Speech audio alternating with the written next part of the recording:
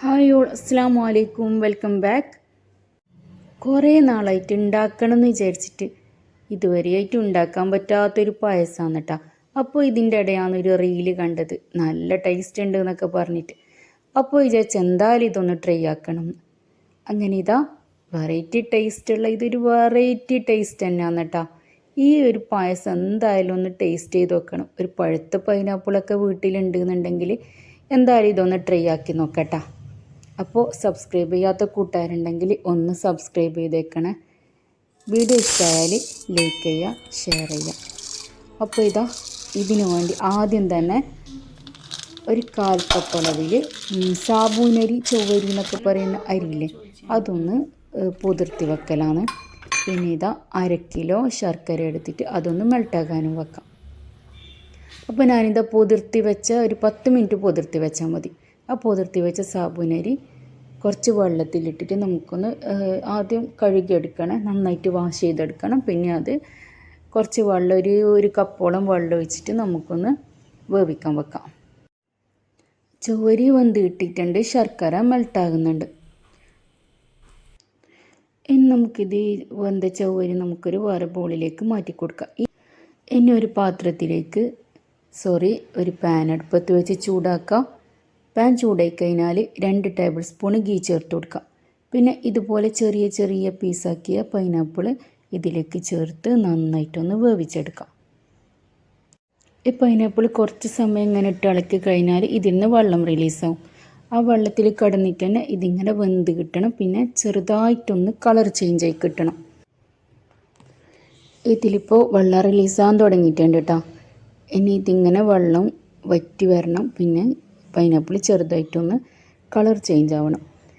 ഞാനിവിടെ എടുത്തത് 1 കിലോയിൽ താഴെ വരുന്ന, അതായത് ഒരു 1/4 കിലോളം വരുന്ന പൈനാപ്പിളാണ് കേട്ടോ. ശർക്കര നന്നായി മെൽട്ടായി വന്നിട്ടുണ്ട്.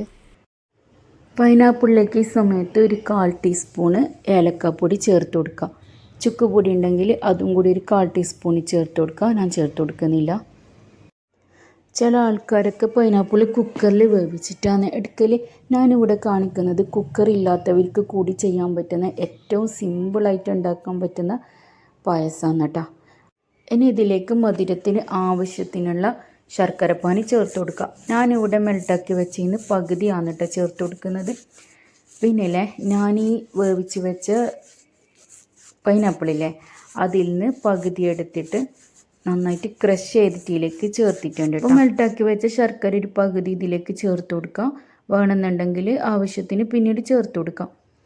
അപ്പോൾ ഞാനിതാ പകുതി ചേർത്ത് കൊടുക്കലാണ്. അതിനുശേഷം നന്നായിട്ട് തിളപ്പിച്ചെടുക്കണം. ഇനി പൈനാപ്പിൾ ഈ ശർക്കരപ്പാനിയിൽ കിടന്ന് നന്നായി തിളച്ച് വന്ന് കുറച്ചൊന്ന് കുറുകി വരണം. പിന്നെ അതിലേക്ക് ചേർത്ത് കൊടുക്കുന്നത് നമ്മൾ വേവിച്ച് വെച്ച ചൊവ്വരിയാണ് കേട്ടോ. അത് ആ വെള്ളത്തോട് കൂടി തന്നെ ചേർത്ത് കൊടുക്കാം. അതിനി വേവേണ്ട ആവശ്യമൊന്നുമില്ല, അത് ഓൾറെഡി വന്നതാണല്ലോ. അതൊന്ന് ഇളക്കി കൊടുത്തിട്ട് അതിലേക്ക് ഇനി തേങ്ങാപ്പാൽ ചേർത്ത് കൊടുക്കാം.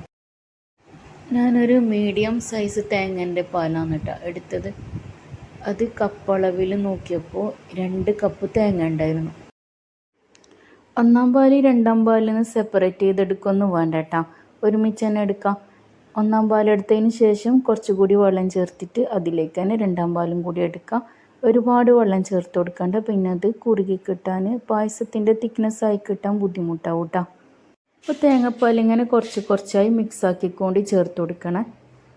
അങ്ങനെ ഈ തേങ്ങാപ്പാൽ മുഴുവനായിട്ടും കുറച്ചായി മിക്സാക്കിക്കൊണ്ട് ചേർത്ത് കൊടുത്ത് കഴിഞ്ഞാൽ അതൊന്ന് തിളപ്പിച്ചെടുക്കാം.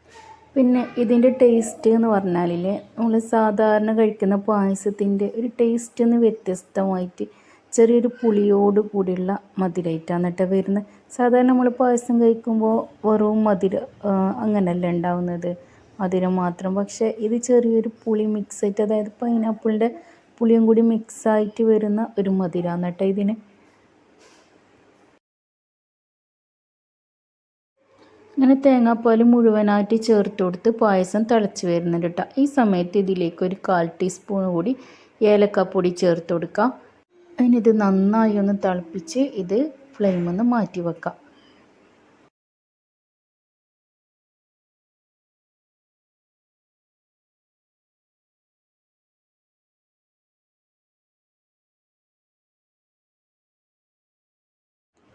പിന്നെ ഒരു പാൻ എടുത്തിട്ട് ചൂടാക്കി അതിലേക്ക് കുറച്ച് ഗീ ചേർത്ത് കൊടുക്കുക. പിന്നെ അതിലേക്ക് തേങ്ങാക്കൊത്ത്, കിസ്മിസ്, കാഷ്യൂ, ഇഷ്ടമുള്ള നട്ട്സൊക്കെ ചേർത്ത് കൊടുക്കുക. പിന്നെ അതിലേക്ക് ഞാൻ കുറച്ച് വെളുത്തുള്ളിയും കൂടി ചേർത്ത് കൊടുക്കുന്നുണ്ട്. ഒരു നിർബന്ധമില്ല, എല്ലാം ഓപ്ഷണലാണ്, ഇഷ്ടമുള്ള മാത്രം ചേർത്ത് കൊടുത്താൽ മതി.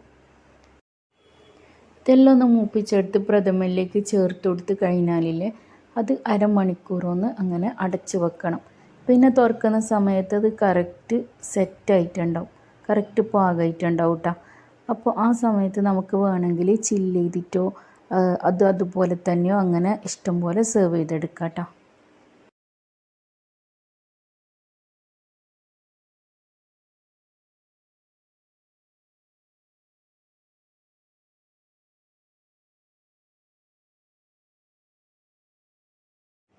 അതായത് ഇപ്പോൾ ഇവിടെ അരമണിക്കൂർ കഴിഞ്ഞിട്ടാണ് കേട്ടോ. ഇതിപ്പോൾ കറക്റ്റ് പാകമാണ്.